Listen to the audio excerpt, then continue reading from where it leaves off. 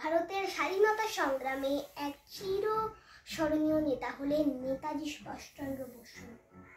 1897 সালের 23শে জানুয়ারি উড়িষ্যার কটক শহরে তিনি জন্মগ্রহণ করেন। তার পিতার নাম জানকীনাথ বসু এবং মাতার নাম প্রভাবতী দেবী। তিনি ছোটবেলা থেকেই দেশপ্রেমিক ছিলেন। এই ছোটবেলা থেকে স্বামীজির আদর্শে বড় হয়েছিলেন।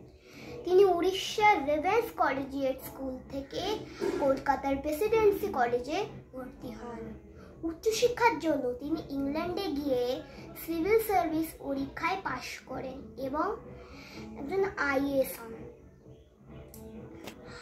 ইংরেজ সরকারের অধীনে তিনি চাকরি গ্রহণ করেননি এবং ইংরেজের বিরুদ্ধে লড়াই করেছেন। উনি আজাদ হিন্দ ফৌজ গঠন করেছিলেন। ইংরেজদের বলেছিলেন, ইংরেজ ভারত ছাড়ো, ইংরেজ ভারত ছাড়ো, এবং ভারতবাসীদের বলেছিলেন, তোমরা আমাদের রক্ত দাও, আমি তোমাদের স্বাধীনতা দেব। এই অবদান আমরা কখনো ভুলব না। এর জন্যই আমাদের দেশ 1947 সালে স্বাধীন হয়েছিল। সেই উপলক্ষে আমি একটি গান করছি। वंदे मातरम, वंदे मातरम,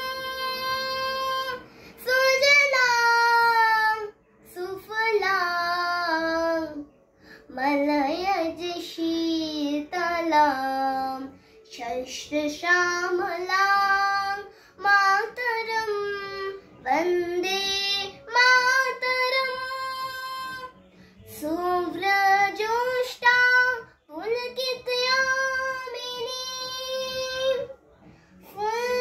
कुसुमिता प्रमदन शोभिनी सुहासिनी सुमधुर वासिनी सुखदां वरदां मातरम, वंदे मातरम,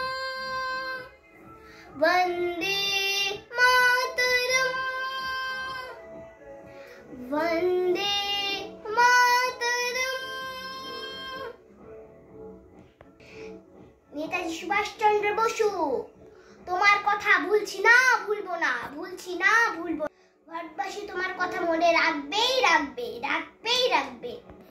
নেতাজি সুভাষচন্দ্র বসু অমর রহে, নেতাজি সুভাষচন্দ্র বসু অমর রহে।